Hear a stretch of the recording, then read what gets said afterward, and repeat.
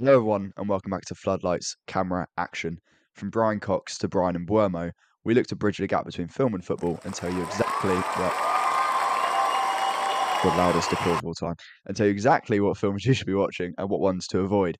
I'm Jack, but a podcast is only used as co-hosts. Every week, I'm joined by my good friend Veronica to work through the do's and don'ts of film watching. Veronica, how are you? Listen, you just told me before we started that I should use sound effects. Yeah, So I not did. when I'm in my jive. I was on a flow there, and you just absolutely obliterate my eardrums. But apart from that, Well, all yeah, I good. forgot to turn it down. Sorry. Yeah, it's the loudest thing of all time. We've lost all the listeners. But apart from that, all good. Yeah, I'm ready. Cool. Well, before we get into it, we obviously didn't do an episode last week because I went to Rome from Friday to Monday. I'll very When briefly in talk through Rome. it. Yeah, no Pedro Pascal though, which is slightly disappointing. Although all roads did lead there, so make of that what you will. Flew on the Friday morning. Left the house about 2 a.m. Oh, that was rough. And I'm a very clever boy, you see. I'm very, very clever with what I wear.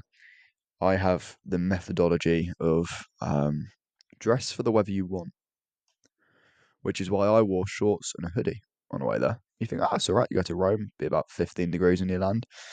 Yeah, that checks out. What I didn't Yeah, because consider, you don't have like apps on your phone that tell you what the weather is. well, it was 15 degrees in Rome, but that's not the issue. The issue is we got to Stansted at about 4 a.m. maybe, and it was minus 2 degrees. The real field temperature was minus 10, and it was snowing. So I had to walk from the car park to the what do you call it? The big Stansted Airport place. I fly very often, you see, the terminal. It was about a 5 to 10 minute walk. I nearly died. I nearly died. I thought like my ears were going to freeze off. I didn't have any fingers left. It was rough, but we got there. Flying was no issue. Got there at about I don't know midday. Got to the hotel. Then after that, went to dinner near the Trevi Fountain. Did a bit of walking. Went to Piazza Navona, and I went, "Oh my god, look!" Because I worked out where Jude Law was sat in. Oh god, what's that film? Tannis and Mr. Ripley, where he sat down when Philip Seymour Hoffman makes his entrance, and I didn't shut up about that for the entire holiday. People probably hated me. Um, went to Spanish Steps, and I went home. Saturday, what a day! We went to the Vatican, which is one of the most. Wait, have you watched your road Oh, trip? No, you haven't, have you? no, no, unfortunately not. There's But this one really funny bit at the end where he like stumbles into accidentally announcing himself as the new pope, whoa, and it's really spoilers. funny. Well, Oh well, I didn't do that, but it is one of the most I was incredible. gonna ask if you did that and if you're the new pope No, now. Oh, well, no, I don't want to break any laws. Um, maybe it's a conclave reference. Who knows? Anyway, um, yeah, the Vatican is incredible. It's just so massive and so sparkly, and everything's gold. I'm not religious, but I do. I don't know. I take enjoyment out of seeing big gaffs that are churches. Very cool. Then we walked up the. You can walk up to the top of the basilica, which is about 500 steps up, and it's like you're walking up a ladder, a twisty ladder. So my quads and calves were in bits, but to top of that, then we went to the Vatican Museum, which is home to the Sistine Chapel. Um, the Sistine Chapel is incredible, but because of how amazing the basilica was, it didn't feel as good. It's like one of the most incredible ceilings you've ever seen, but it's like, oh, well, it's not quite um, basilica. But anyway, um, then we went out to dinner that night to a place called, I think it's called Di Robertone in Cavour. Little family run gaff. Unbelievable food. Um, Unbelievable atmosphere. Highly recommend that place. Sunday was the Colosseum. Obviously, I quote Gladiator constantly, which everyone hated. Then we went to the Roman Forum, which are just across. It's like loads of old temples and viewing points and stuff like that.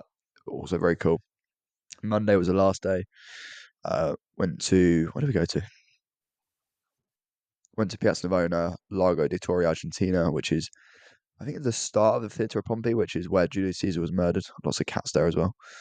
Um, I should say there was a lot of walking. I was averaging, about 17k steps a day, one of which was about 23,000 steps. I didn't recover from that until Wednesday. So that was fun. And then we went to an Irish bar before lunch because my parents went there in 2021 and they noticed there was loads of football scarves hanging up. So I brought a very old Pompey scarf I had that I got as a kid. I got this at like, I don't know, 6 years old. And I gave them Pompey scarf. If this is a visual podcast, I'd ask Veronica to slide an image in, but can't see that. But hanging up in that place now by the door is a Portsmouth scarf, and they gave me a free drink for it. So, result really. Um, One last thing though, on the way back, so me and my dad, if it was a really bad habit, not bad habit, but my mum hates it. We talk to strangers a lot. Just love chatting to strangers. I was sat in my seat on the plane with a packet of Mentos in my hand so my ears didn't explode.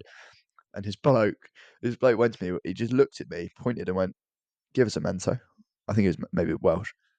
And I just gave him a Mento. And I'll be honest, it doesn't sound like incredible a story, but I've never had someone so brazenly ask me for food before and not even ask, not even give the pleasure of giving a please. So I respected that bloke a lot, and he got his Mento, and I nearly panicked because I thought I wouldn't be able to, get it out in time. But yeah, we survived. It was a great trip.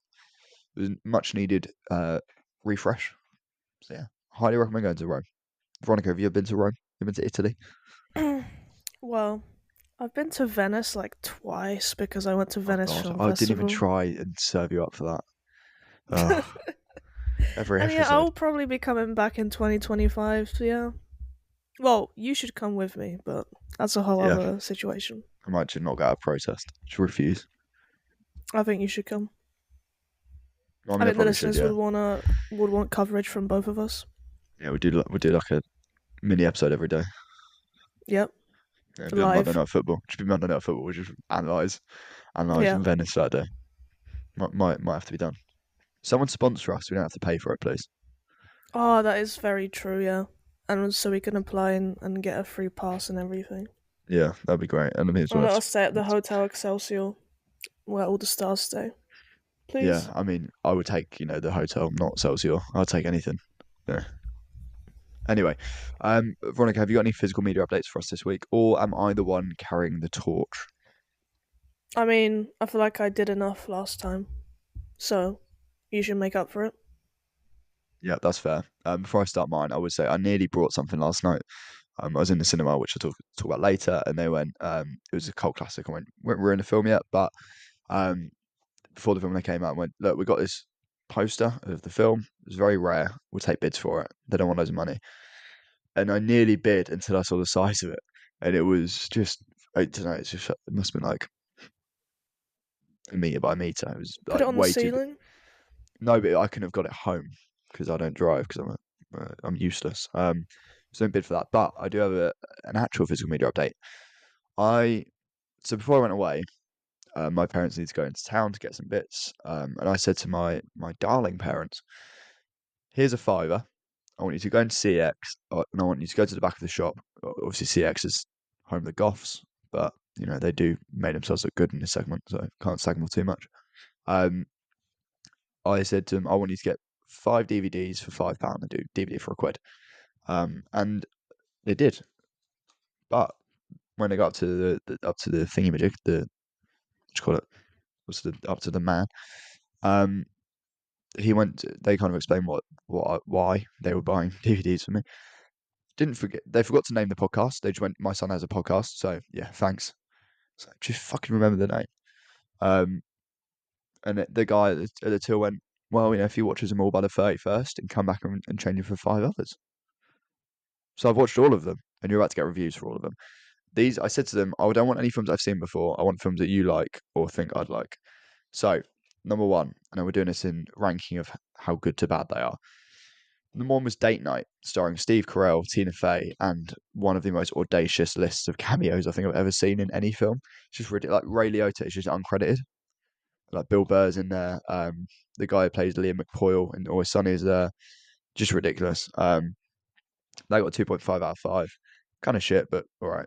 Next up is a film called Batteries Not Included, which is directed by Matthew Robbins, with I think Steven Spielberg produced it. Basically about this New York neighborhood that's getting destroyed, and this apartment block's about to be knocked down, but some like robot aliens show up. This is one of the weirdest films I've ever seen because essentially these aliens come down and become manual laborers, and then at one point they have sex and reproduce and make other robot babies. Um, it is weirdly heartfelt though. It was, I didn't cry, but it was emotional. I've no idea who's in it. I know there's a guy in it called Mason, as in the character called Mason, and Emilio Estevez should have played him. Emilio Estevez was done a great job, but Battery's not included, gets a 3. Next up is a bit of a classic. It's Julia Roberts in Erin Brockovich. Obviously, a real story about, well, Erin Brockovich, who was a paralegal who was fighting a case against some big conglomerate. 3.5 out of 5. I don't normally like that kind of film, but she was really good in it. I was engaged, but I don't know, didn't blow my socks away. Next up is The Hurt Locker, directed by Catherine Bigelow, starring Jeremy Renner, Anthony Mackie, Brian Geraghty, Evangeline Lilly, and then Ralph Fiennes and Guy Pearce are in one scene each. Weird. This is a war film about people who disarm bombs. Very gritty, very honest, a very, very good script, and they love a slow mo. Although I will say, I've seen 2 Catherine Bigelow films this week, and the way she moves the camera makes me very nauseous. She loves a whip pan, she loves shaky cam, and it's a lot. So Hurt Locker gets a 4, and the last one is Broken Arrow, which is a shitty 90s action film starring Christian Slater and John Travolta. John Travolta is at his most punchable I've ever seen him here.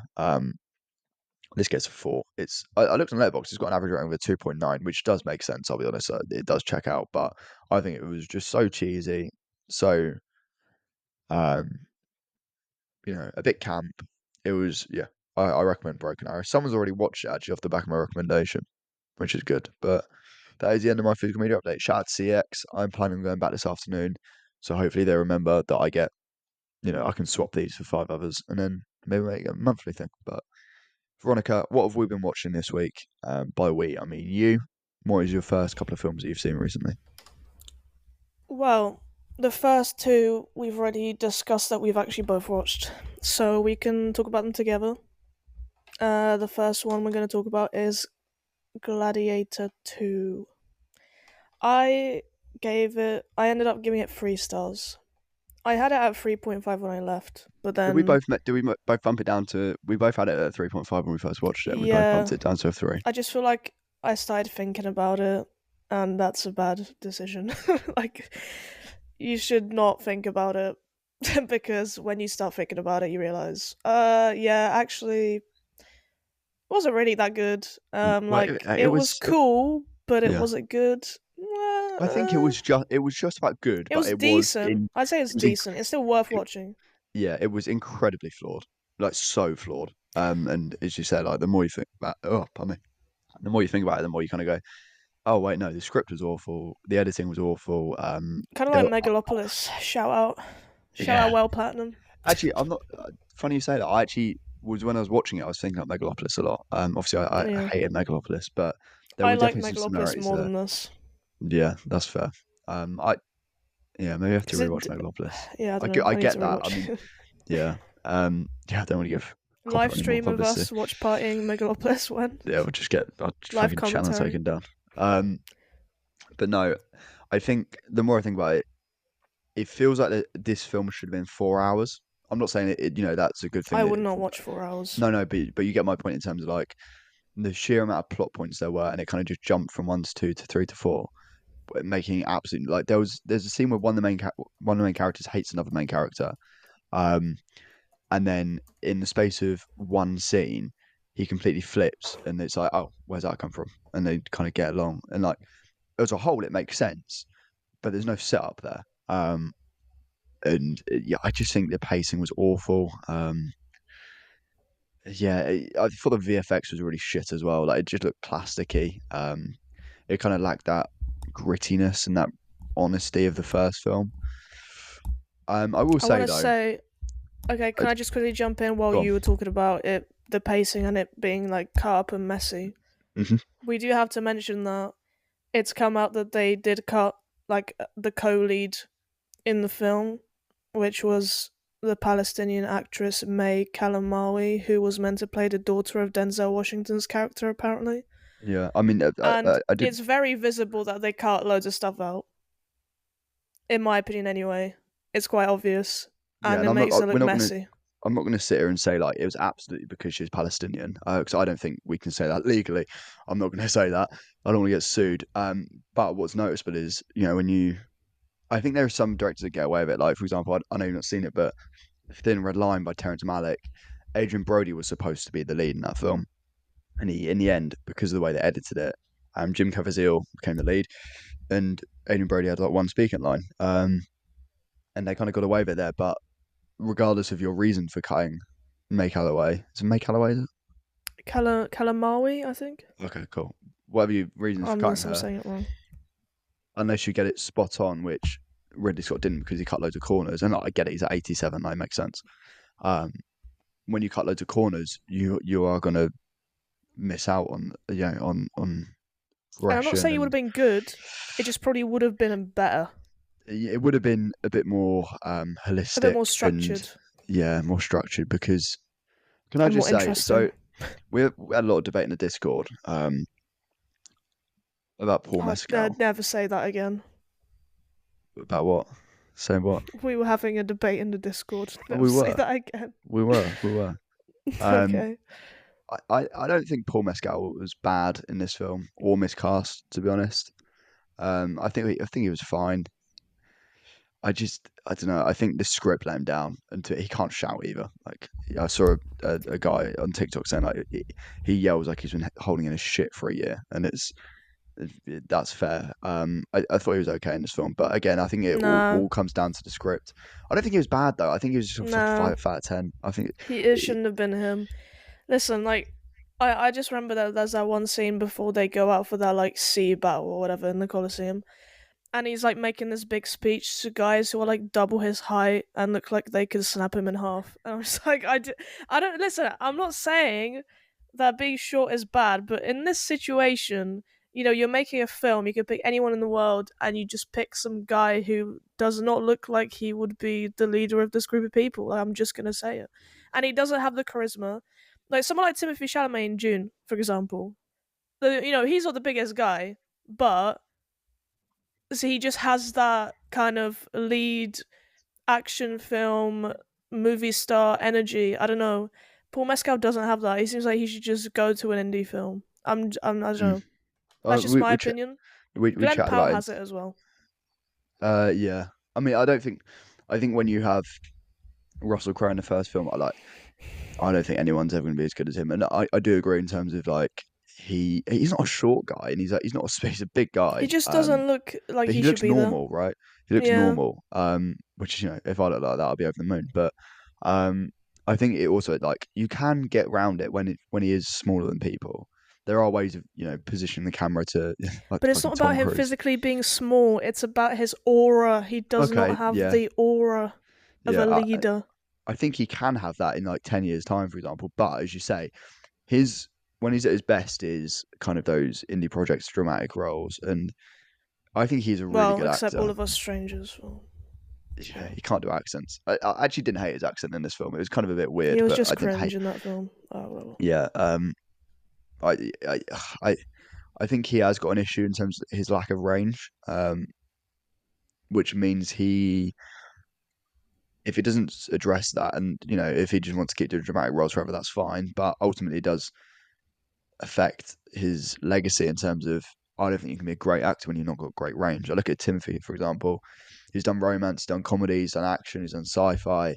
Um, he's doing a biopic coming up about Bob Dylan, which I'm really excited for. And he's doing that one with the Safdies. I don't know. I thought he was just okay.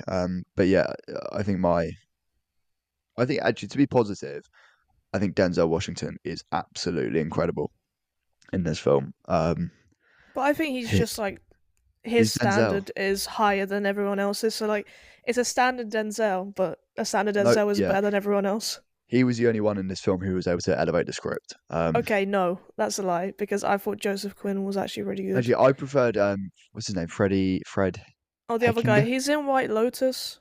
Yeah, That other Dondas. actor. Shout out to Dondas.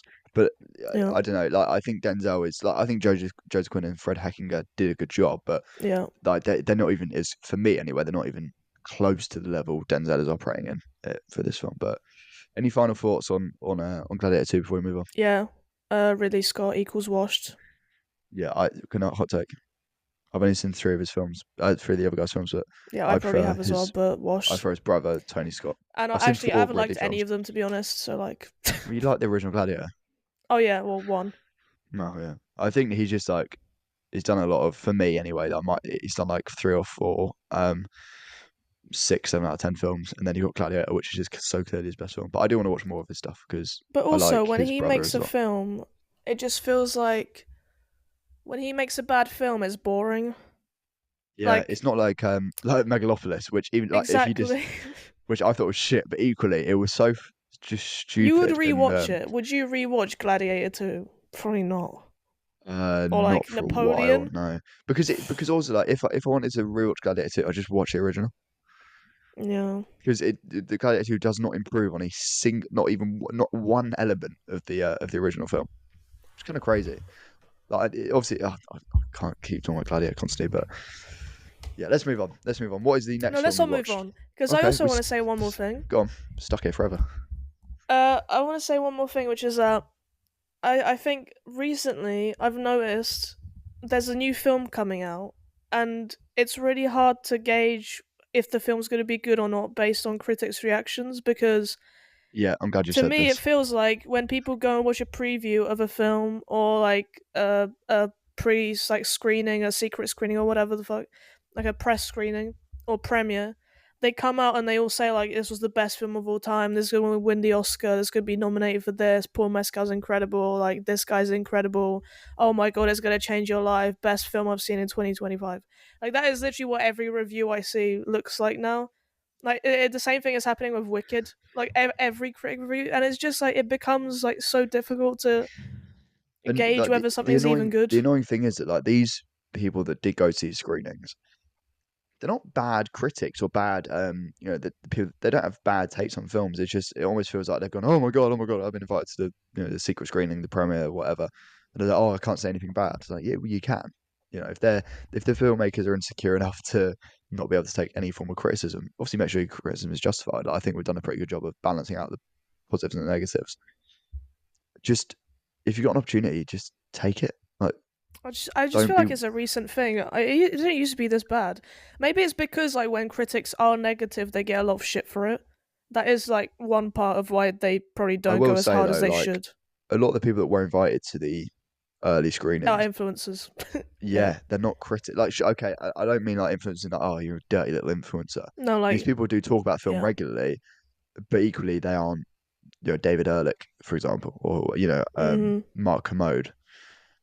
These are like us, for example. Like, I'm sure that if we went to the premiere, okay, maybe I wouldn't be as loved up as the other people, but there would maybe be a little part of me that goes, "Oh, that really Scott premiere." To be fair, Um, yeah, when I go to I do film kind of festivals, I get it. still do come back here with bad reviews. Yeah, because you watch utter shit.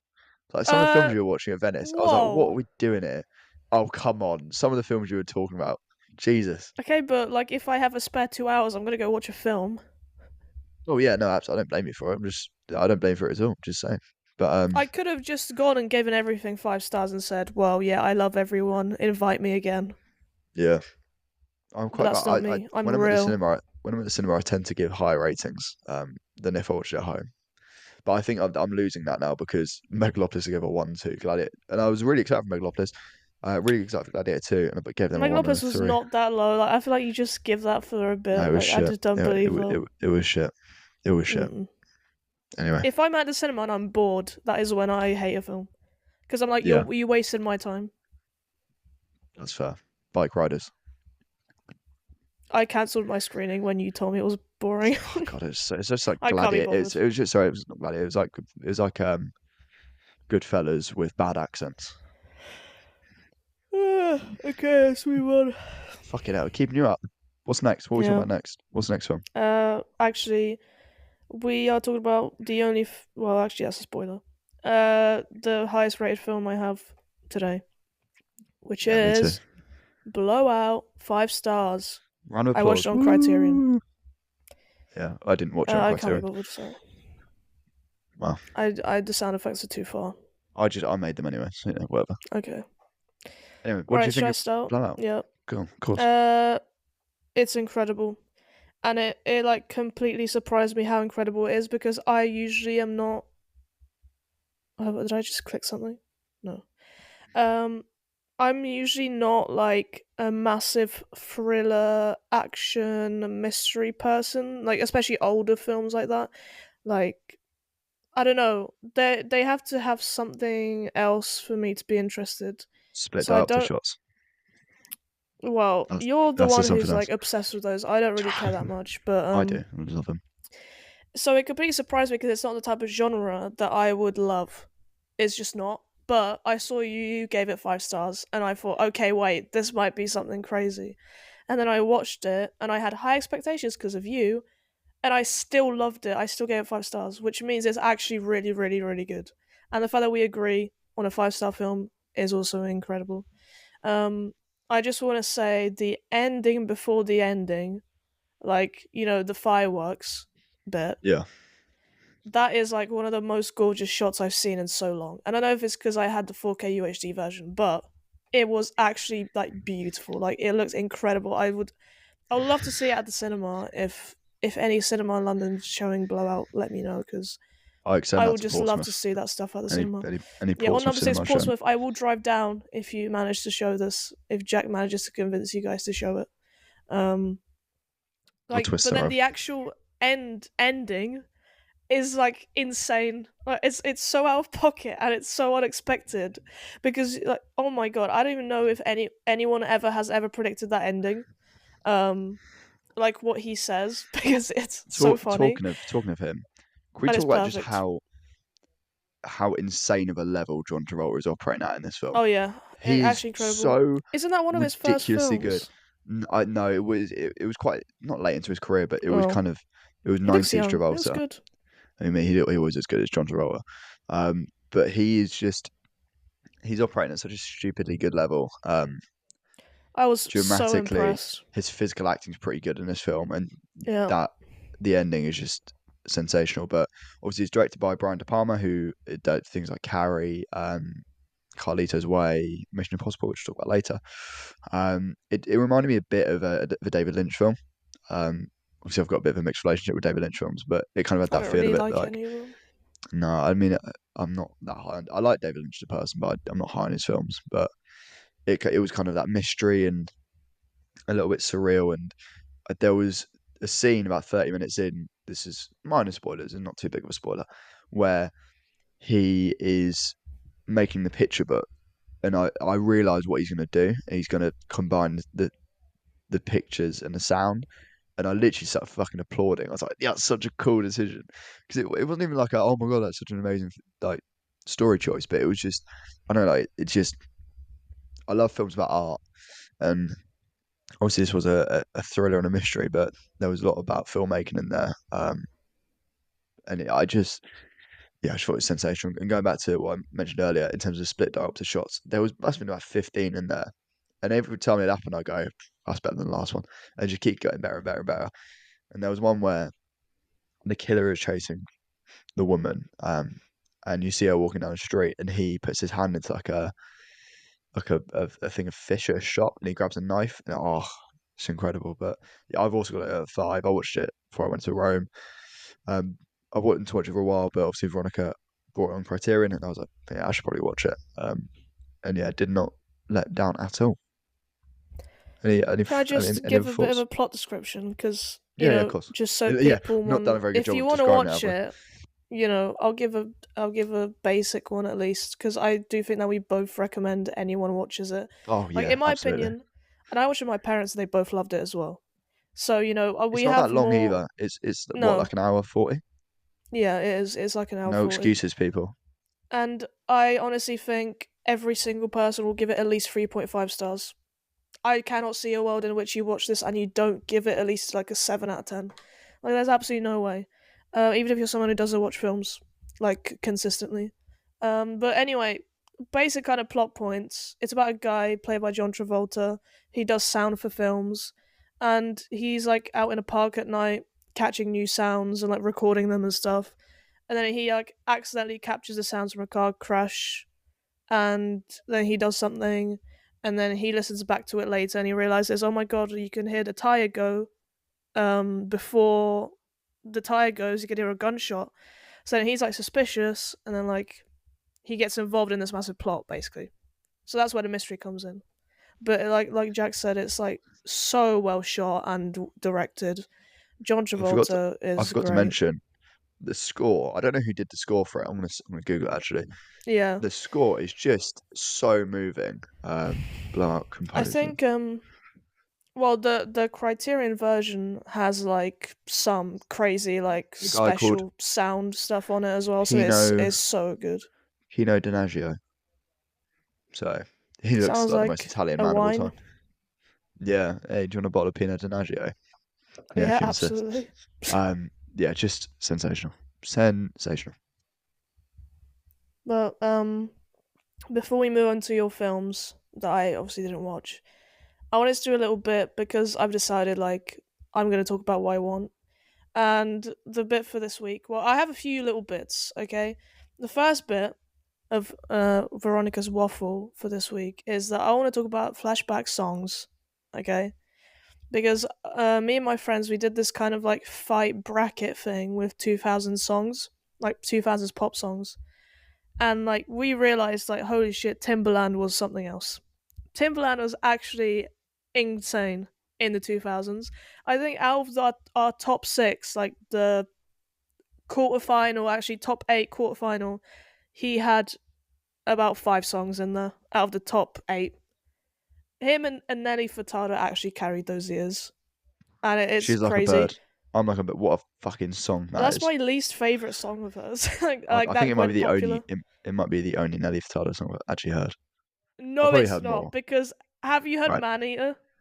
Oh yeah. Okay. Have Oh you yeah. heard Promiscuous? Promiscuous. What Uh a huh. song. Uh huh. Say it right. So Say it right's a yeah, banger. exactly. So Oh, Timberland so did just Say It Right quickly, and Promiscuous. He did The Way I Timberland. Are. He did Say It Right. Ayo Technology. I, If We Ever Meet Again. Morning After Dark. Carry Out. Him, Justin Timberlake, Nelly Furtado. I Insane. just Nelly Furtado had an album out this year. Oh well, She's let's still going. not mention Yeah. that. If I'm looking at Uh, Nelly Furtado's top 8 songs on Apple Music, like so right, many have let's got not. Timberland on them. Yeah. Oh yeah, they were like the duo. Them and Justin Timberlake, and it made me think. Like, actually, I also want to mention Katy Perry because she's another one where she had an album out recently. She's But washed now. She's washed. yeah, but years ago, when I was growing up, like she had that Teenage Dream album where she had like this run of "Waking Up in Vegas," which is my favorite Katy Perry song, by the way. It's absolute banger, and it reminds me of Honora now because well, we haven't seen it, but it does. I will be watching it soon in number 6 cinema. Just saying. Hot and Cold, I Kissed a Girl, Teenage Dream, Last Friday Night, California Girls, E.T., The One That Got Away. Absolutely legendary run. And she should have retired. And yeah, that's peak pop music for me, and I just wanted to talk about it. Also, shout out Britney Spears, um, because I had so many of her music videos on my iPod Touch when I was a kid, and I think we all know why. And I can't believe it took me so long to realize, but yeah, shout Yeah, out. took your fucking time, didn't you? Jesus. Yeah, it took way too long. The signs were there, Yeah, but well, shout out. She was really hot. is that all we're Again, saying about 2000s pop yeah, music? that's what I'm saying. I just wanted to mention some classic pop songs. I don't know if you Don't have mind it. any that you want to mention. Give a shout out to. Uh, What were you listening yes. to in the 2000s growing up? What's this? Oh, I loved my favorite song as a kid, and I still love it now. Is "I Don't Feel Like Dancing" by the Scissor Sisters. Um, I loved a bit of Mika. There was Katy Okay. Perry's, a bit of James Blunt as well. Bit of Wise Men, bit of You're No, Beautiful. come on. We were on the coach to we're on the coach to Cardiff on Wednesday for a Bucks game. We lost 6-3, whatever. Um, but we were on the way there. We obviously me and the other coach at the front of the bus. And we were just singing like James Blunt songs. And my mate Charlie, who's the gaffer, the big dog, he does the most incredible James Blunt singing impression. I'll record it next time it happens. When's our next big away game? Bournemouth in a couple of weeks' time. If he sings that, I'll make sure to record it and we'll slide it into the episode if he's happy with it. Actually, I might get a copyright strike. Put it out on Twitter. Yeah, he just does a sensational. Yeah. Anyway, love a bit of Lily Allen as well. Oh, yeah, that's a Smile, good show. London. Foundations by Kate Nash. Just End lots of. ups. Yeah, I was a big end ups guy. No, me neither. I don't know why I said it. Yeah, stop just stop showing off. Since you've been Chipmunk, gone, Kelly Tiny Clarkson, Temper. Oh my god, unwritten. that song I think is the only Kelly Clarkson song I like, and it is so like middle aged mum music, but it somehow it does hit. It does. Yeah. It's a banger. Anyway, unfortunately, I have to move this section on, but I've got one more film to review before Veronica chats about a couple more. Um, one I wanted to talk about was Escape from New York, which is a Kurt Russell and John Carpenter collaboration. Essentially, the plot is New York or Manhattan has been turned into a prison island, and it's unclear if the nuclear apocalypse is happening or about to happen or just happened. No, well, when it just happened anyway. It's kind of around some nuclear apocalypse, and terrorists hijack Air Force One and they crash it into New York. And I'll be honest, John Carpenter does kind of predict 9/11 because he flies a plane into a tower. Um, and that didn't make me laugh because that would be very rude and inappropriate. Um, but essentially, Kurt Russell has to go into Prison Island, New York, and save the president. And it just weird shit happens. It reminded me a bit of After Hours. It gave it 3 stars. Not as good as um, Big Trouble in Little China. That's kind of the best Kurt Russell John Carpenter collaboration I've seen. Kind of goes by the rule of cool. If it's cool, John Carpenter's going to put it in. John Carpenter is a filmmaker I really like. I want to see more of his films. I've not seen The Thing, and a couple of his big films like Escape from Precinct, whatever the hell that one of our guests mentioned it at one point. Might have been Andy Hawkswell. Can't quite remember. Yeah, it's a good film. Good film. What have we got next, Veronica? Yeah, I only talk about one. Yeah, because well, originally in our running order, it goes Veronica. I've got three, but obviously we discussed Blowout and Gladiator 2. So I'm just going to hit you with a one, and then I'm going to go. My next three will be a solid three. Okay. Um, you already kind of mentioned it there in passing, but the next film I watched was After Hours, which is one of your favorite Oh my films. god, I'm so glad. I couldn't remember if we discussed this in the last episode or not. I kind of got sad thinking that we wouldn't get to chat about After Hours. But Well, I'm excited. I I'll let I you went talk on first. this like massive like run of watching all my criterions except one. So I tried to watch all of them before this episode. Because I kind of got really into it. Like, well, the criterion watching. Like, I'm actually so impressed at how good they all are. Like, You were putting up serious numbers. Like the rate you were going through these films, I was very impressed. yeah, because I was really enjoying myself. Like, I just physically putting a disc in and watching a film. I don't know. There's something about it. Like seeing that intro. I don't know. It's I like physical media fun. is what we're saying. Yeah, absolutely. It makes the experience just more Even fun. if, And there's a little even book if with like interviews and actual film critic like analysis, and like there's posters in them and like did yours have an extra essay? DVD special features. Yeah, all of them have essays. It's really Yeah, they're cool. really The cool. Days of Confused one, oh, I just spoiled another film, but the Days of Confused one has like a whole book, like a little book. It's really really cool, and a poster. So yeah, buy Criterion's. They were on sale recently, and you just missed a sale, but go buy them anyway. Anyway, right after hours, it was actually it was the first Criterion I watched ever in my life. So It's because I big, bullied you into watching it. yeah. Because I was like, if I don't watch it, Jack will be annoyed at me. Absolutely. Um, so I watched it with my mum. Actually, shout out. She Is she listens to going the to come on as a podcast. guest at any point? That'd be a great No, episode. That's why not? She loves the podcast. no. That's a shambles. Anyway, I gave it 4.5 stars, which like it's closer to a five because I did really Yeah. love it. I'm not going to And I think complain if at I a 9 out of 10 rating. That's fine. listen, Don't worry about it. if I watch it again, which I 100% will because I really want to watch it again. I think if I watch it again and like I know what the vibe is, I will like it even more because oh, I don't know, like there's so many things about it that are so good. Like basically it's about, I mean, if no one knows, which I feel like if you haven't heard of After Hours, like what are you doing? You definitely haven't listened to this podcast before because I feel like Jack has talked about it Yeah, I've loads. not. I think I might have mentioned it in every single episode. I think Yeah. I think Griffin Dunn is so good in the lead role.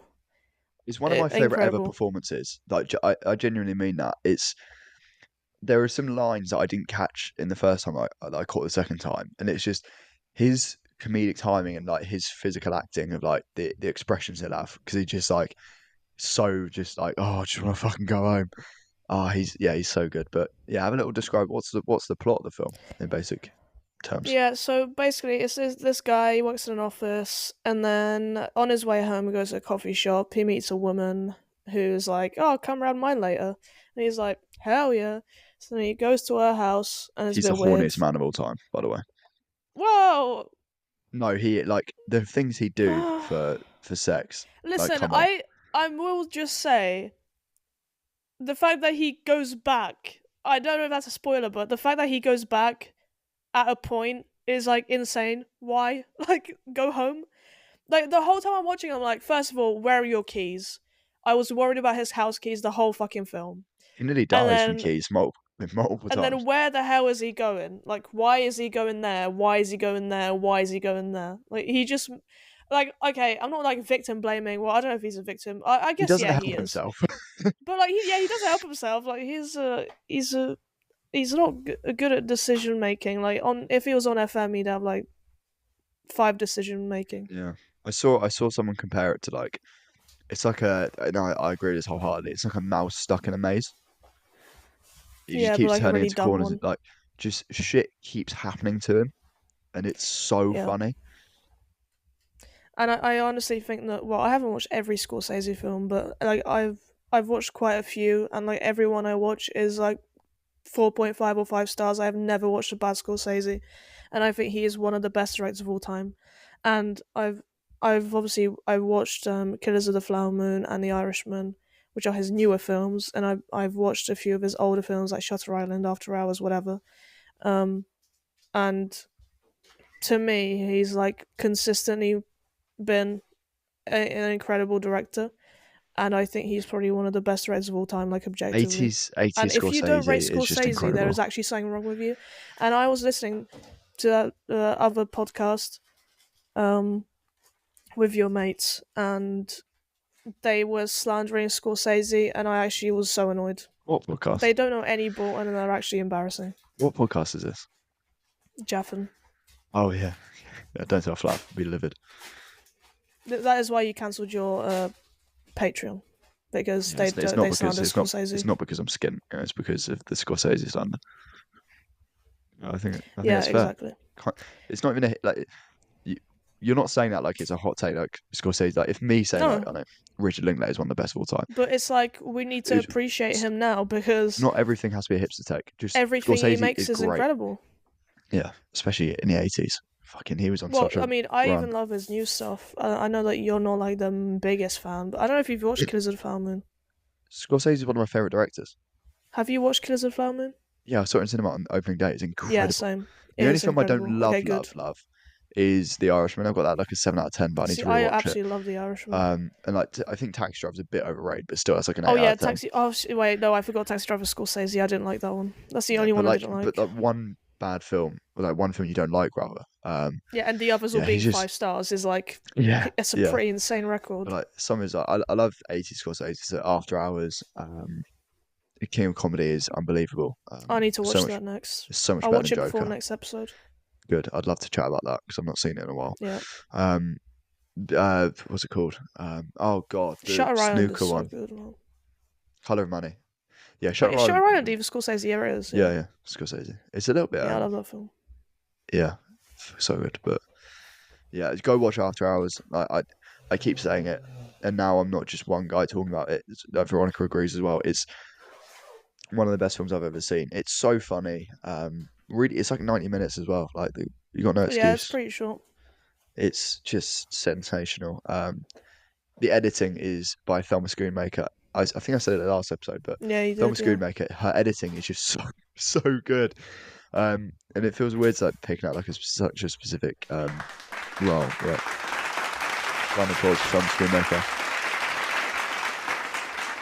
She was robbed of many, many Oscars. Yeah, go watch After Hours. Go watch Scorsese films. Go watch Killers of the Flower Moon. You will be much better for it. Yeah, fucking Scorsese, man. Anyway, what's next on the list of yeah. Criterion So films the to next watch? film, it's a film that I'm not gonna be raving about.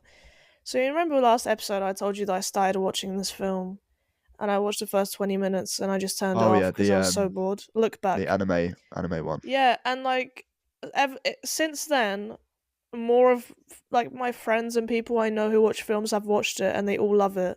So I was like, okay, well, I'm just gonna finish it and maybe it gets better.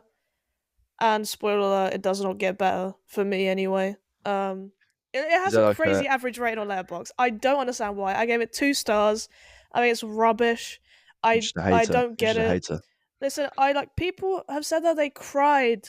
I cannot believe people cried at this film. Like Probably it's 'cause of how like, bad it was, oh, or she killed herself. Okay, like whoa, okay. whoa.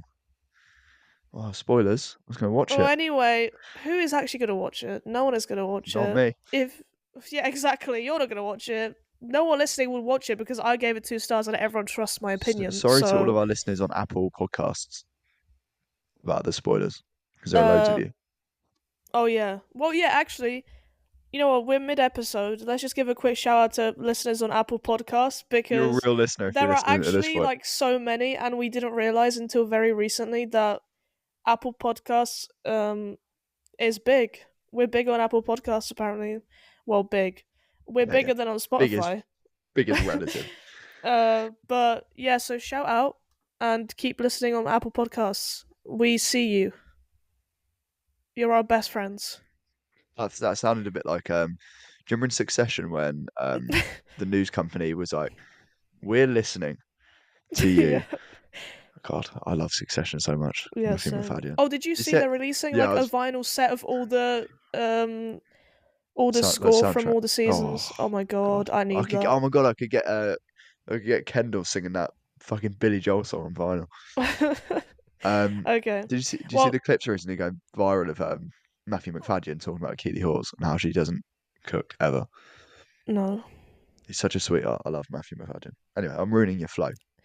Yeah, so well, that's kind of all I wanted to say about it. It's rubbish, and like I didn't cry, and I wasn't even close to crying, and I don't get it. And if you liked it, like good for you, but I didn't like it. Well, Um, fucking grow up. Grow up if you liked it. Anyway, so my next little bit of waffle is so do you remember when I talked about the Talking Talk to a podcast? Oh, for fuck's sake. So I told you Oh, there's a God. podcast called Oh, Talking Talk to Jesus. Her, and they analyze the Talk to Her podcast. So now on TikTok, I saw there's a new podcast called Talking Talk to Her, which Just is a before you great talk name. about it, this came up on my For You page. Why? I don't want to see this shit. because I don't. because it's so good. It's such Hayley a funny Welch. bit. Hayley Welch is so stupid. It's unbelievable. These Whoa, people, whoa, the talk. whoa, No, I don't whoa. care. She's stupid. She's very stupid. The people, the talking talk to it. I like those Yeah, but it's guys. funny. Come on, it's Those good. guys have found. I have no idea how long they're going to be able to maximize this bit for.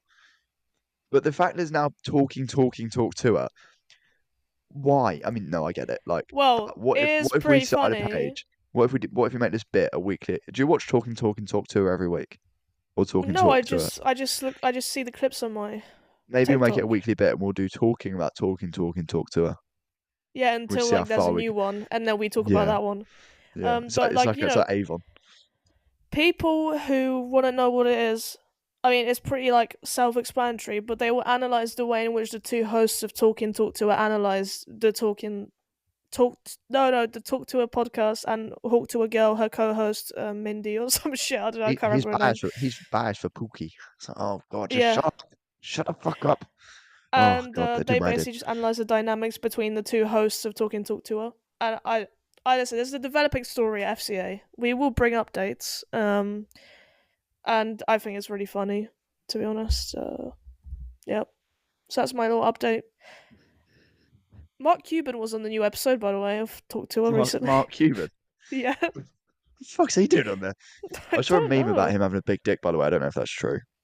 I got very confused. Okay, well, I'm not very up to date on my Mark Cuban dick news, so yeah. Thanks for Well, that. oh, all Yeah. right. So So you that's where we can draw a line, is move it? on to your films. Yep, that's where we're gonna end this bit. Well, talking of, no, actually, I'm not sure where I was going with that. Next one I watched was Days of Thunder. Spoiler alert: we're on a three-run of film here where they're all Tom Cruise films. Enjoy. Um, directed by Tony Scott, starring Tom Cruise and Nicole Kidman, and other people. That guy who's oh my God, John C. Reilly was in it. This is basically just Top Gun, but not as good. Directed by the same guy, same star. Essentially, Tom Cruise is this upcoming NASCAR racer, but he doesn't really know how to doesn't know about cars. He can drive, he doesn't know about cars. And then he gets in a crash and bangs Nicole Kidman. Maybe Nicole Kidman banged him. I think that's probably more likely. It's a precursor to Eyes Wide She Shut. can also. Actually, never mind. Don't say that. I know that's abysmal. I mean, it's absolutely true, but that's anyway. Um, maybe she'll come on as a guest. Anyway, Please. um, yeah, well, yeah, we'll just be barking constantly. Um, yeah, Nicole Kidman is Nicole Kidman. I gave it this got a 3 stars. It was fine. It was just not as good as Top Gun. Um, it had a great ending though. Next up is I rewatched for the first time since I was a kid. Mission Impossible 1. This got 4 stars. Obviously, directed by Brian De Palma. Got Tom Cruise in it and other people. The guy from Leon the Professional and others. This was really, really, really phenomenal. This is on a 4.5 until the third act. The third act is really, really bad. Um, it's just a really highly effective, small scale thriller. Really tense, really well written. The opening 2 acts, especially kind of the end of the first act into the no, the middle, the second act was probably the best. It's just so great. The tension was unbelievable. And then we move into what I think is one of the worst sequels of all time. And I'll be honest, I'm going to bump it down to a zero point 0.5. It's Mission Impossible 2, directed by John Woo. Yeah, so the live retrospective change of my score. It's a zero point 0.5 out of 5. Yeah, let's all laugh. Yeah, yeah. We're laughing at I how bad Mission Impossible 2 is. I have nothing good to say about this film. I have nothing good to say about it. The only cool thing actually was when he kicked the knife up, no, kicked the gun up out of the sand and then shot someone. Um, it's just really awful. The first one was obviously like small scale, tense thriller, and the second one was like this weird blockbuster that was just crap. I said in my letterbox review, everyone's horny, but no one looks like they fuck. Um, the writing was made Tom That's Cruise like our really, podcast. yeah, everyone's talking. No one fucks in this podcast, but it's true though. Like, I don't look at any of the characters and go, yeah, you fuck, but they all act like they do. There's like these, just really, it's just awful, just awful. I can't go over how. I'll be honest, I didn't go into it with high hopes because of all the bad reviews, but I thought, you know what, maybe it'd be shit but good, like Megalopolis. Actually, that was just shit, but you get my point. Um, One day you're gonna change your mind about I think Megalopolis I and you probably will will, to be bump that honest. rated up at I think rewatch. I think there's a chance it goes to a 2.5 or a 3. But yeah, don't watch Mission Impossible 2. I will be feeling back at some point in the future because I do want to watch all of the Mission Impossible films again because I've not seen them all and I've not watched them all for years. So Mission Impossible 3 at some point will be up. But what is next on your list, Veronica? Any shit films or any good films? I don't think I've watched any other like films that I've disliked. Actually, wait, no, I just forgot. Yeah, I have absolutely. But not in this little section. These two are pretty good. So the first one I watched was another Criterion I mentioned before, Dazed and Confused by our beloved Richard Linklater. Shout out, we love him. Woo! Clap, Yeah, clap, clap, clap, clap, clap, I clap. can't be bothered to do No, that, that's why I but was you doing can it for clap. you. So yeah, Criterion. I watched with my mum again, so shout out again. Um, I gave it 3.5, but to be honest, I do think if I watch it again and again, like I know what the vibe is gonna be going into it, I'll probably enjoy it more, and I'll know what mood to watch it in, and etc. I was It's yeah. like just Just quickly. yeah, I was in a weird mood when I've also got it at 3.5. I think it's a good film. I I think I was quite tired when I was watching it. you need like a Um, very specific chilled kind of like sitting like yeah, with a beer watching it like in the evening. That is or like the vibe you or need. like I don't do it, but not a bit. Smoking, yeah, Yeah, I mean, yeah, yeah. yeah, Just yeah, don't yeah. watch it when you're tired because there are. It does No. kind of. What do we like a little It's bit not. buzzed? You know what? At pre-drinks, put on Days and It's Confused at just yeah. pre-drinks. It's one of the To films be where honest, like it does. It's not slow, but there are moments where it stalls a little bit, and I think if you're tired like I was, then it might. Very right. But anyways, this isn't my review of Days and Confused. This is Yeah, your no, it's review. not actually. It is mine. Uh, yeah, basically, it's just kind of like a vibes film. It's about like school in the 70s, I guess, like students in the It's the start of 70s. summer, isn't it? Yeah, like a last day of school, start of summer holiday, and to be honest, no one is likable, but it's like realistic because was anyone really likable at that age? I don't think so. I think everyone was a dickhead. Well, maybe just me. It checks out. Yeah. But like, even though no one was likable, you still watch it thinking like, oh, I wish I was there. Like, I don't know. Like, it does seem like a fun time. Like, you're You just just chilling, wanted to like smoke driving with around. Matthew McConaughey, didn't you? Well, he was a bit weird, so maybe not with him. He was a But bit of a pedophile in this film. yeah, he was a bit of a nonce. But he did say But that you know, one listen, good line. we all had that one nonce who kept We were coming all back to friends with a school after they. pedophile. Come on, guys.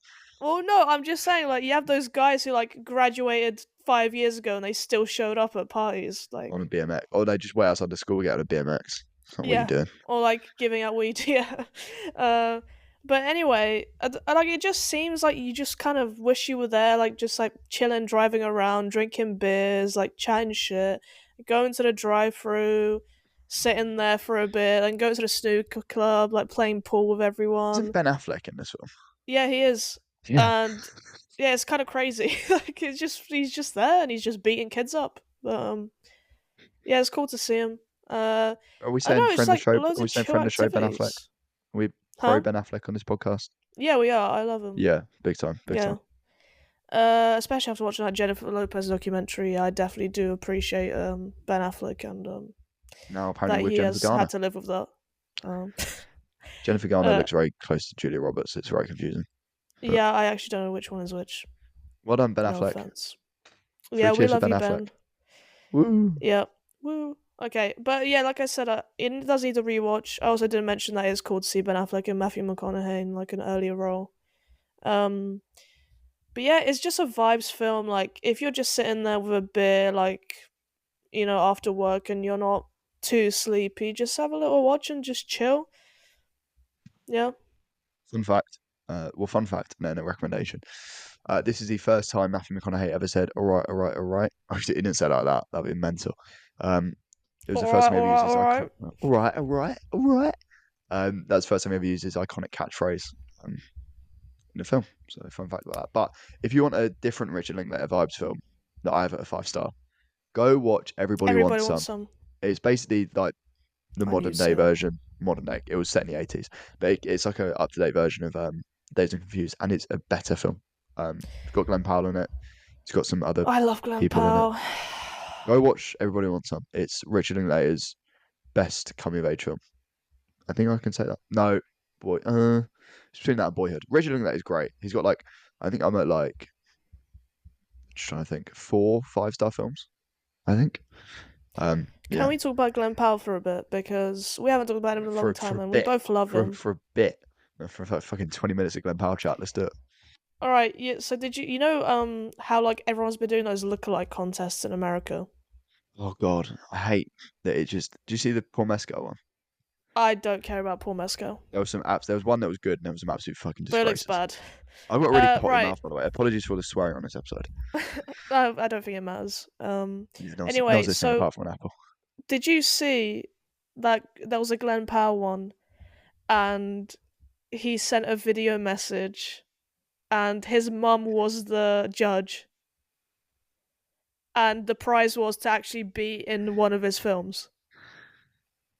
God, why He's can't I look like so Glenn Powell? cool. He's actually the Have, best. have you seen that rom com we did called Set It Up? Yes, I literally talked about it on this Such podcast. a, I loved it. It's I don't so remember what we good. talked about. We're 4 months in now. Five, well, five actually, because we had breaks. But Okay, but yeah, yeah, it's really that's a good. great rom com. He just has this crazy charisma, and he's Yeah, just such a great. charisma about the He's just great. charisma. I love him. He's just got Riz. Talking of He Riz, just does. did you see someone worked out what the Rizzler? Yeah. Someone worked out what his name is in French. Yeah, I It's saw, but I don't think l- that's true. Like, yeah, I but feel it's like funny, French isn't people it? don't use that. Yeah, Le it is funny. charisma. And then I saw someone put it like, you know, Pulp Fiction, where they're like, but you know what a cheeseburger's called in France?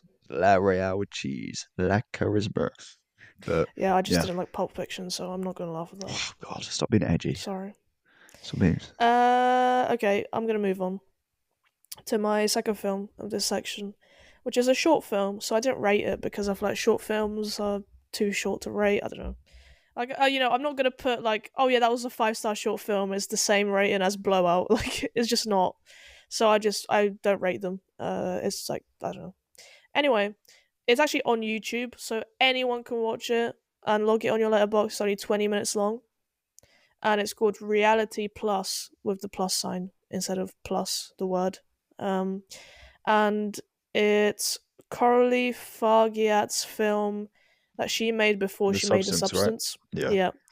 So it's kind of a similar vibe to The Substance. So it's like kind of a first draft, I guess. It's about a guy, a French guy who he installs a brain chip called Reality Plus, which Is this Elon makes Musk? him no, Well, he's got that brain thing, no. hasn't he's big into brains. Well, all right. I don't know what he does in his spare time. Anyway, so this guy he has his brain chip, and basically when he looks in the mirror, he can like select what he wants to look like, and so he'll look like really hot. So he like picks between like different presets of hot men, and which is kind of gay, Like he's creating a like character in like a fucking yeah, it's RPG literally game. like create a character in Skyrim or whatever. So he picks like a preset of a really hot guy, Which turns into a and cat. then no, then he's just like this really hot guy, and everyone sees him as this hot guy, but it's only in like 12-hour intervals. So he'll be the hot guy for 12 hours, and then he'll be himself for 12 hours, and etc. So it's kind of similar to the substance, but different kind of rules, I guess. And he like falls in love with a woman while he's this hot guy, and then obviously that creates trouble because it's only 12 hours and blah blah blah. And like, I'm not gonna spoil it because it's only 20 minutes long. Like, anyone could go watch it, and you probably should because I do recommend it. It's like cool to see where her ideas started from before she fleshed them out, and like it ended up being this film that actually is like the substance is very much focused on female body positivity and like older like aging in women and like how it affects their career and stuff. So it's interesting that it didn't even start off with that as a key part of the story. It just started off as a general kind of um looks and body image idea rather than really focusing in on it being a female perspective thing. I don't know, I find that quite interesting that it follows a guy in the short film. But yeah, I recommend it. It's very interesting. Um, but it's in French, so you have a bit of subtitles, which you shouldn't be scared of. Go read. Everyone should read. Um, yeah, are you gonna watch it, Jack? You should watch it tonight. It's only 20 minutes. Probably not. Just do it. It's on YouTube. No, I don't want to do it. Oh my god, I actually hate you. Good. What else? I'm asking you to watch We a need. 20-minute film. It's on YouTube. Yeah, but why? I don't care. I'm joking. I probably won't watch it because I don't know. I don't love logging short films because it ruins my numbers. Just don't rate it. No, we'll see. Maybe I'll watch it. Maybe I won't. But Alright, anyway, my third bit, that isn't a film, it's just a bit. So basically, do you remember like those old MTV shows like MTV Cribs or like House Makeover or whatever the fuck? Do you remember those yeah, films? I remember Or like watching Pimp My clips. Ride? Not Yeah, films, yeah. I TV remember shows. watching clips of like 3 minutes at a time on YouTube back in the day. Yeah. So basically, there's like two TikTok accounts that I really like. Okay, and Is that it? There's only one of two. them, Only two you like. yeah, and one of them They're is both called talking talk Boy to. Room. Okay, one of them's called Boy Room, where this woman goes to like uni student guys' rooms and judges them, and like looks for weird stuff in them because they're always really messy and confusing and weird. No weird stuff And in then my room. Be yeah, clean. I can see that. Um, because you hide like the hot room in your Only my webcam. award. No, just saying. Just saying. Okay. So she basically gives them advice on how to make over their room, kind of like an old MTV show, but in a TikTok. And so that's really interesting. And I like it anyway. It's like a really short form MTV like makeover show. Nick Knowles did And it first. okay, whatever. This DIY, is better. DIY. And then the second one is called Fridge Files, where they go to guys' fridges and they judge them and rate them and stuff. And I like Fridge Files more because it's such good content because you open the fridge and it's just like protein powder, beer, and like a sandwich from last week. It's just like so funny. And then she asked him to explain like what do you eat in a day. I don't know. I just find it so funny. Like if a guy lives alone, their fridges are just so fascinating. Do you not agree? Um, I agree with the idea of it.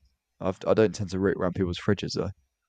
Okay, well, anyway, it's fun short form content if anyone wants some TikTok The pages issue to is follow. right. The issue about these doing these things now is that there's no like fat phobia or like dodgy presenting. Like, do you remember back in the day on like What do you mean that's the in issue? no in like the Nate because it was really funny. Like in like the late noughties, you had shows I like think it's funnier when there's a guy who's like bulking and like going to the gym all the time and no, he's like, like yeah, I ate a I don't salad sandwich yesterday and 5 scoops of protein powder I and then don't I drank condone it. LeBron's Hennessy. I don't condone it, but like some of Oh. the stuff I was watching back then was like there was a show I loved called it's like World's Strictest Parents. Shows like that. Shows like the one where they'd make a really obese person and a really skinny person swap their diets. We Like watched you that just in like school. yeah, but like you just they just don't make TV like that anymore. Probably for the better, but Yeah, I think that yeah. these things are always missing a bit of fat phobia. Like, I don't condone it, but it is equally it's when you look No, back at it, it's still good. You need to it's watch it very and you funny. know that it's still good. Yeah, but It's still yeah, good I just content. I don't know. I like the bullying. It makes me feel better about myself. You've got a bit of it with Okay. who's that guy with no neck? And he was like trying to marry the Filipino woman. Um 90 Day Fiance guy. yeah, 90 Day You Fiance. on that show you get a bit of that, you get a little flavour, but that's probably as much as you get. But probably for the best actually these shows don't exist. Go watch what's it called? Fridge Boy? Fridge Files Fridge and Boy Room. yeah, Fridge Room Boy Files. Cool. Um anything else from you Okay, before I don't chat go about watch mine? Boy Files. That sounds so weird. Do not Yeah. go looking for I don't, Boy Files. I only Jesus watch that in Christ. I only watch that in the Vatican. Um anyway, Good one. uh, yeah, thank you. Anything from you before I chat about my last three films? No, I'll come back after you're done. First of the last three, I watched this film because Flav Bateman spoke about it a while ago, and I finally just got around to watching it. It's a sci-fi B movie called Robot Jocks.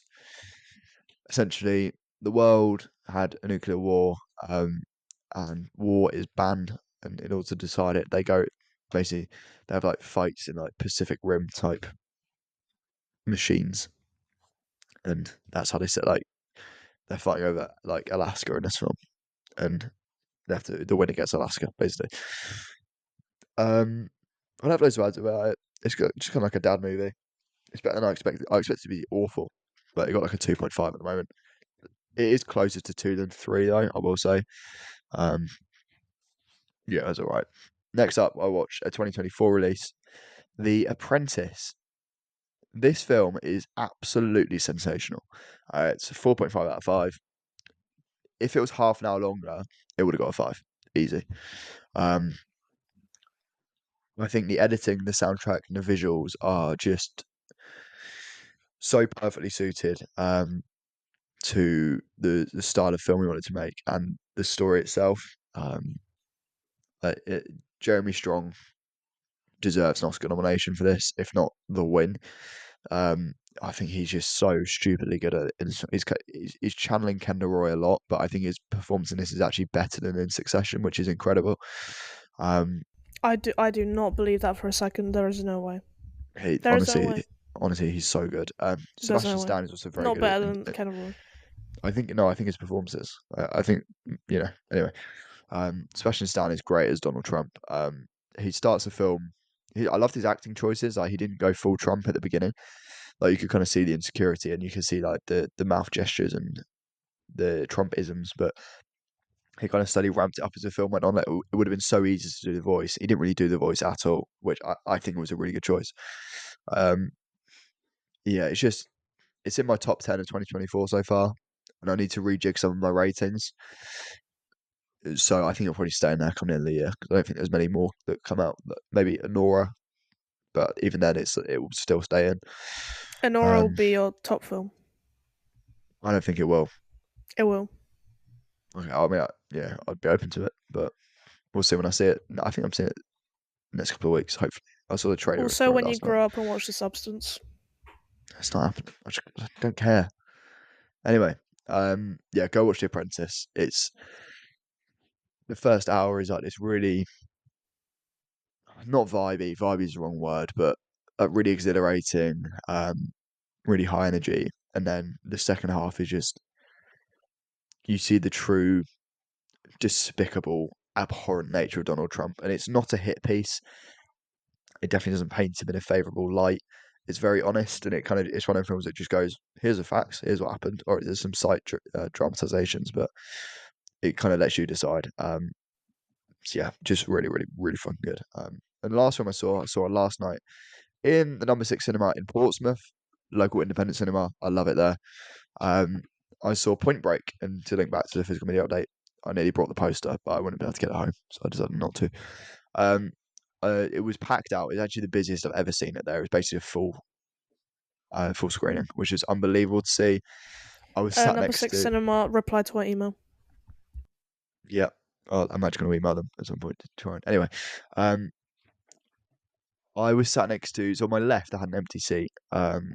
On my right, I had two people. They weren't a couple, I should clarify. They were work colleagues. One of them was a woman who was recently pregnant. She's very bubbly. Loved the chat. Not in in a bad way. She was very very talkative. And next to her was her friend from work who was a gay French man, and you knew he was a gay French man a mile off. He didn't have to say it. It was a good vibe. It was just really funny. Like I've never had that kind of clientele next to me. But um, the only negative of this film, well, there was a few, but the main negative I came out of it thinking is that um, Keanu Reeves, I think he's actually quite a bad actor. He's an amazing bloke and a movie star, and I love him, but I think he's actually a bad actor. Like I was chatting to my parents and a couple of others, and they're like, "No, he's just like an average actor." Like, no, actually, I think he's a bad actor. Um, I think his line delivery's off. His choices are dodgy, not dodgy. Just I don't like them. Um, but who I'll tell you who is good though, Gary Busey and I think his name's John McGinley. They are so good in this film. I give it a four out of five, by the way.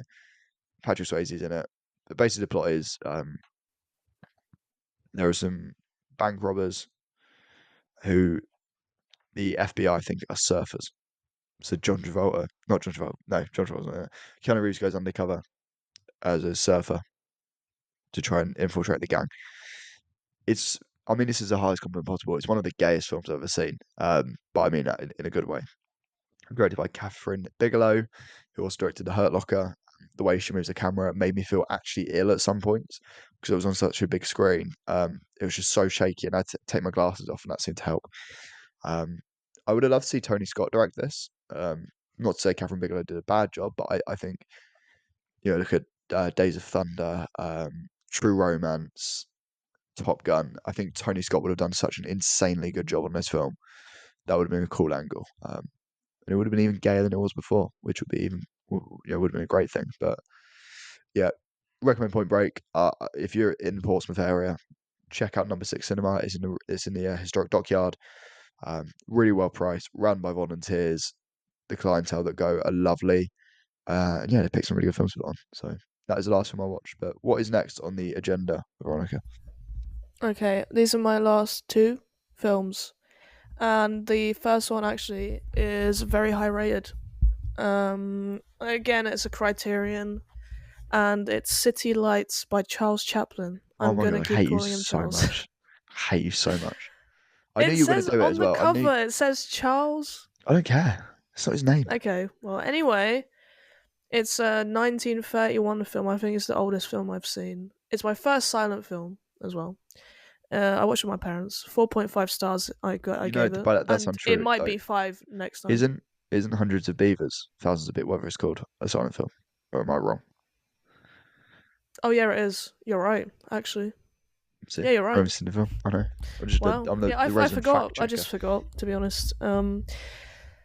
Anyway, uh, yeah. Why did I watch it? Why did I buy it? I bought it because Emma Stone had this in her top four in her interview with Letterboxd, and I trust her with my life.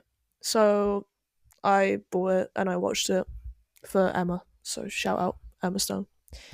I did think it took a bit to get started and get used to it, like to the style, to the humor, and everything going on. But once it got going, once you got into the plot and everything going on, it was brilliant. Like the boxing part is like one of the funniest bits I've ever seen in a film. I don't laugh at films like out loud.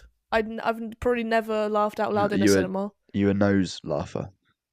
I not even. I just don't do anything. I just like you Actually, well, right. the only time I can even remember laughing was at Aggro Drift, That and that's wasn't a not good really way. funny because the film's a comedy. It's just because Yeah. it's bad. Are you when you watch a film? You like Ryan Gosling in Blade Runner 2049, Yeah. just emotionless. Yep. Yep. Uh, but so the fact that I was actually genuinely laughing out loud is it just shows how good it is because I don't do that. And oh my god, like the boxing scene, I'm telling you, it's so fucking funny. Like, I recommend watching this. It's not that long, but it's just like if you want a proper comedy, like you should. I think everyone should watch this film. It's really good, and like the plot is there is an actual plot. It's not just skits. And it is really wholesome and cute, and it's an amazing film. And I was just shocked at how well it holds up because it is old.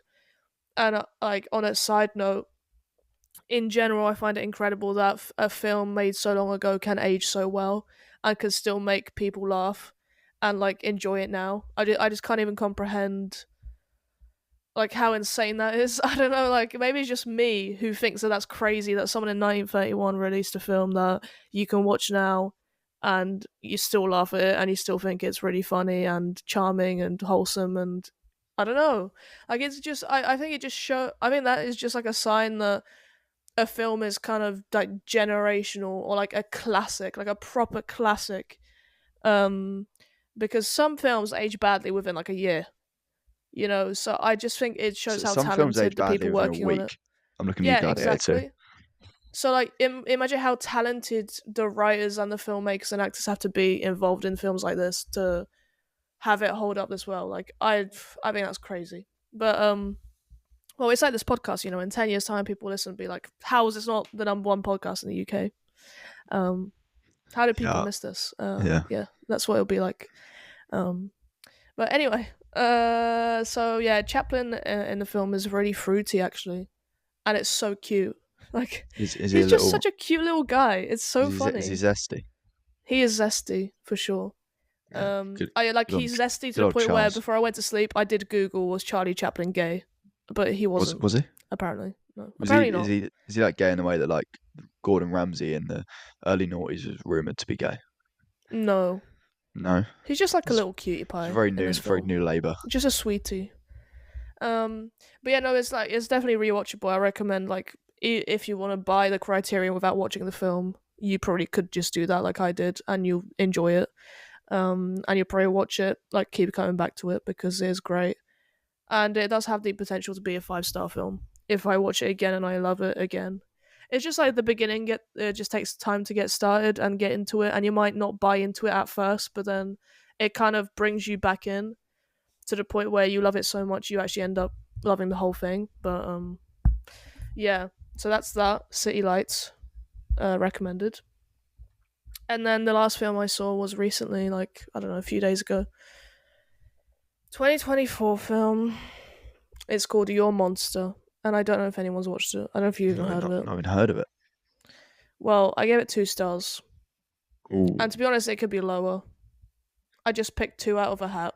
I don't know. It's just rubbish. Um, like Melissa Barrera, who was also in one of the new Scream films. Like, I'm glad that she has work, because she was fired from the next Scream film, apparently because of the thing she was posting about Palestine. But so I'm glad that she has work. But if she wasn't involved, like, 1 star. It's just so bad. It's just like a stupid film and not in a fun way. Basically, it's like a mix of drama, comedy, rom com, musical bullshit, and the plot is. And I'm not gonna lie, yeah, I am gonna spoil the film because I don't think anyone's gonna watch it, and I don't think anyone should. This is your So I'm just gonna spoiler spoil the warning. film. Spoiler warning. This Please is your skip spoiler ahead warning. if you don't want to get Yeah, a shit skip film like ruined five for you. minutes if you want to skip what happens in Five, this film. Oh, five. I don't know. 3. All right, whatever. Anyway, plot is it's about some girl and she's a theatre actor, so already annoying. And then her boyfriend leaves her because he finds out that she has cancer, and then she auditions for his play that was originally written for her, but then he kicks her off the play because she has cancer, which is like I don't really understand that, but anyway. And then she goes home, and then there's some monster that's lived in her house since she was younger, and then he just like leaves the closet and just shows up, and then they just live together, and then they like fall in love, and then like she ends up getting the job on this play, but as like the backup like lead actress, and then she falls in love with this monster, and then they like have sex.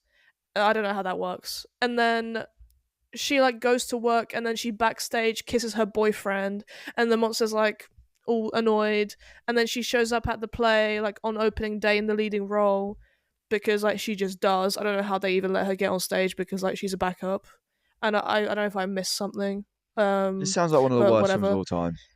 No, it I'll is. be And honest. then when she finishes performing, so like obviously her boyfriend, like who's the director of the play, he gets up on stage and he's like, "What are you doing?" And then the monster comes back, somehow forgives her for cheating, and then kills her boyfriend on stage. And then she's like singing, or something, and then I lost track of what was going on. This is But a it very was just sex-heavy trash. episode, by the way. And Okay, well, whatever. Who cares? That's no, no, it's I'm not saying it in a 2024. bad way. I'm saying like Oh my god. it's Okay, just whatever. something to Yeah, note. yeah, yeah. Okay, whatever. Blah blah blah blah. And then the only good part of the film is there's this actress called Megan Faye or something. She was in White Lotus season 2. I don't know if you've watched White Lotus. Any relation to Tina Fey? I've not No. seen White Notice though. But anyway, White Lotus is really good. And in the second season, there's this actress Megan Faye, and she's also in this film randomly. And she was really good at White Lotus. And then I looked at her filmography, and it's like so rubbish. I don't know what her agent is up to, but she's hot, and that's irrelevant. But I just wanted to mention, okay, she's listening, and she deserves more roles because like. What is going on? What is going on? Like, she needs a new agent. It's so bad. Is I she a I genuinely think 67-year-old woman? every film. No. I'm looking at a different Megan Fay then, who's also an American actress. Okay, no. No, she's not 67. Megan I'm Fay, White gonna send you Lotus. the name. Oh, oh god. Right. Anyway, so let's move on from that film because it was just actually rubbish, and I So, think sorry, people should be I don't want glad. to move on too quickly. She's got the most Why? ridiculous spelling of any name I've ever seen. Yeah, I know. That's why I didn't know how to say her last name because like, Right, what the I'm hell going to even just is spell it that? out quickly. Megan is Meghan, mental. Yeah, Faye, I put Fey and then I put Fay. Nope, Fahy. What? I don't know, man. That is one of the most ridiculous spellings. I'm sure she's lovely. She's a lovely woman, I'm sure, but She seems lovely, doesn't she? yeah, yeah, she does. Anyway, Okay. Yeah. Let's move on. Get a new agent, basically, to her because what is going come on? on, Megan. Um. Yeah. Get to work. Final waffly bit. Um. There's this like community I found that I want to mention. So there's this group of people worldwide who are part of a community called Stick Nation, and it's exactly what you think. They send videos of them like showing off a really cool wooden stick that they found, and then they like describe it and then they like show off So, the angles and the have you seen details. that? Have you seen that TikTok trend where it's it'll be like someone saying something, and then the camera will accidentally flip, and it'll be like, I don't know, whatever. Oh yeah, yeah, It's I've just seen that. this like dogs in human suits making TikToks. It's very I dog think you're just coded. furry, to be honest.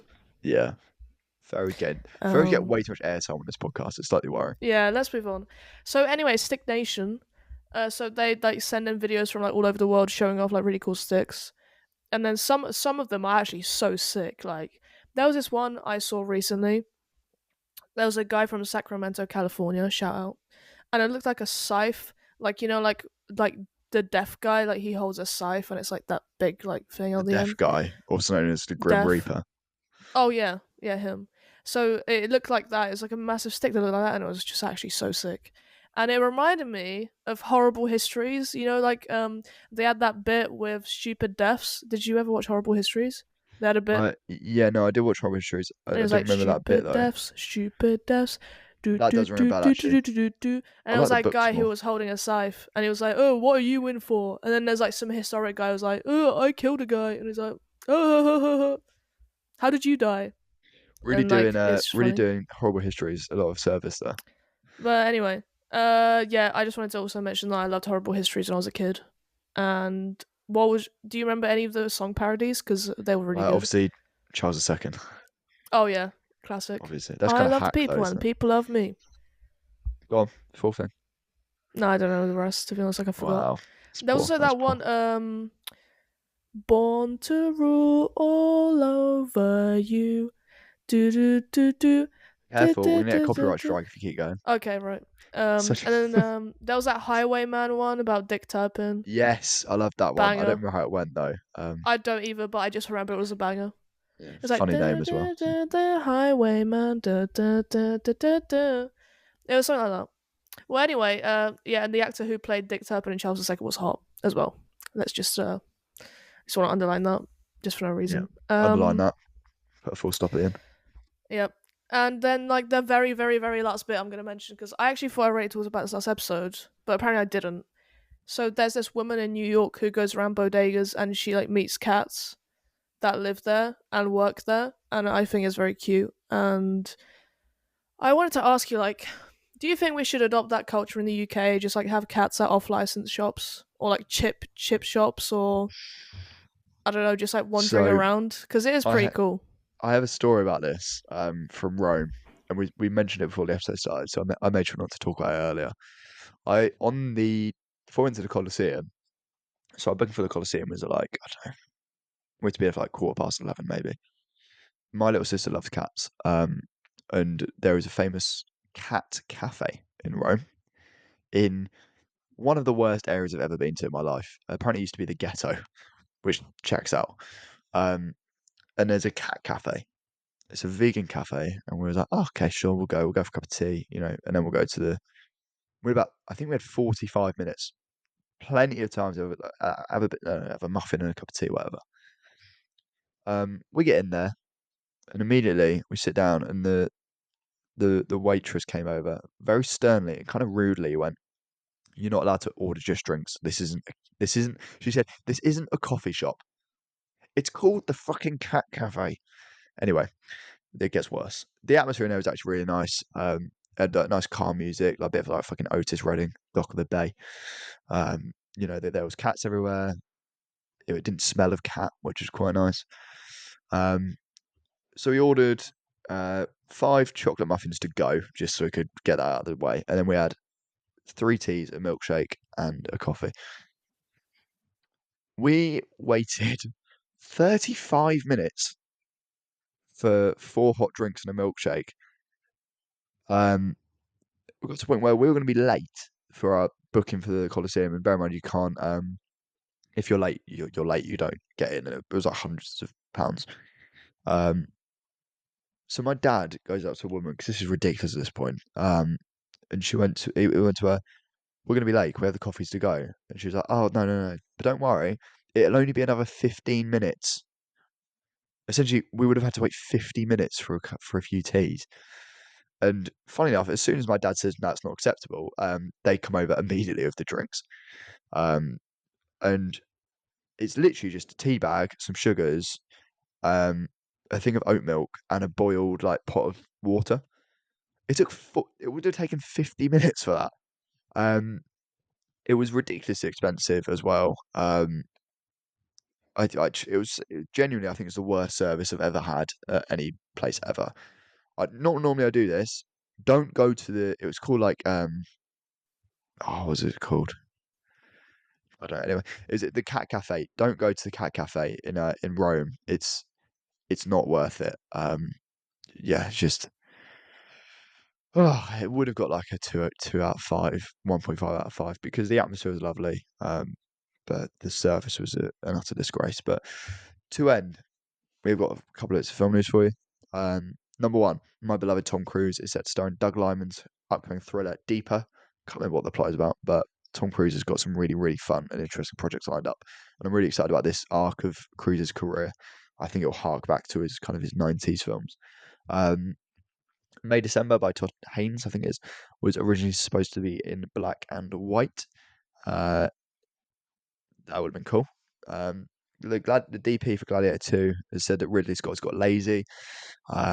He used like so many VFX shots. He shoots like eight to 10 cameras. He doesn't block when he rehearses. And like it makes sense. Like he is 87, and kind of since Tony Scott, his brother, passed away, he's kind of just wanted to pump out films as much as he can. So it does check out, but you know, that's that's a fact. Next up, Denis Villeneuve hates Star Wars. Dolph Lundgren, and this is the positive news. Dolph Lundgren is cancer free after about 9 years. So that's amazing news. Dolph's obviously a bit of a legend in 80s, 70s, 80s, 90s American cinema. So that's fantastic. But that officially takes us up to the end of another episode. I hope you enjoyed. Make sure you go back and listen to last week's episode in which we review, or last week's the last edition 2 weeks ago of this podcast, in which we reviewed countless more films. Make sure you follow us on Twitter. I think it's Floodlights Pod, pretty sure. And our letterbox accounts, mine is I think it's J Hancock 46. Veronica's is Slowed Panda. Veronica, it's been an absolute pleasure as always. I was slightly worried I wouldn't get to do a proper outro because you've run off to make a coffee. Can you let the people know how they should get in contact How with they us? should get in Tom Cruise with us. Yeah. Yeah, that'd be great. Yes. Our email is floodlightpod@gmail.com. And we did have an email last week, 2 Was it weeks that ago. spam one? No, it was not a scam one. I don't think it was a scam one. It seemed like it was someone who was just a fan of the podcast. Oh, So that shout one. out No, the scam one was the other one. to Ben. I think his name was Ben. So shout out Ben. Do a round of applause. Right, give me a second then. Come on, Ben deserves a round of applause. Well done, Ben. Well done, Ben. You know how to send an email. Also, and you're really nice. Also, well done and thank you to everyone who follows us both on Letterboxd and they started adding the films we recommend to their watch list. We absolutely we do love it. notice that. We have noticed that some always follow you back as people well. follow us and then add the films that we like to their watch list, and we think that's really It's cute. mainly the films that Veronica likes, which is annoying. Yeah, which is great. I love that I am the one who's trusted to recommend films. I love that. Oh yeah, also Apple Podcasts. We're not giving a shout out to Spotify because you guys just don't show up. Actually, no, we love you guys too. Obviously, keep listening, but like, go tell your friends to listen. Love is a strong word. Well, we like you guys, but we do love Apple Podcast listeners, so Love the you numbers. get a cheer. If you made it to the end of this episode and you're still here, then you get a cheer as well, because we love you. Okay, yeah, that's it. That's a lot. Okay, anyway, we'll be back next week. Probably, maybe not. Who knows? We'll be back at some point. Until then, keep watching, keep consuming, and adios.